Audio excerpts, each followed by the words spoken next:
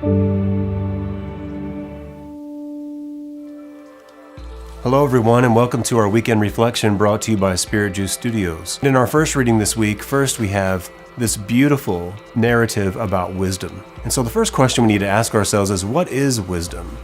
And what's the difference between knowledge and wisdom? So I think a good example would be that knowledge of how to use a cell phone is knowing all the mechanics, knowing the buttons to push and how to work it. That's knowledge of a cell phone.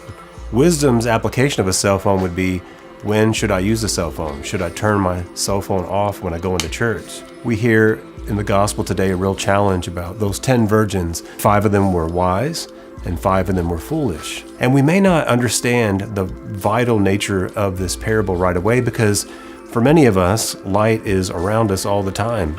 But for these people at this time, without oil in your lamp and having that light at night, it could be dangerous. You couldn't move, you couldn't operate, you couldn't see, you couldn't do anything.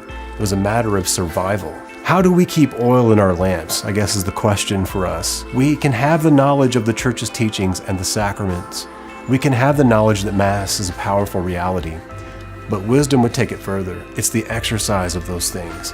In order for us to operate in our faith, in order for us to reach out to the poor, in order for us to do all the wonderful things that God has for us, we have to stay burning brightly. Our Lord Jesus is calling us to be wise, to discern rightly. On Sunday morning, whenever it seems attractive to stay in bed and to rest and just watch football all day, wisdom would say, no, I need to go and be at my church. I need to make the sacrifice of time with my family so that I can put oil in my lamp to keep the fire burning.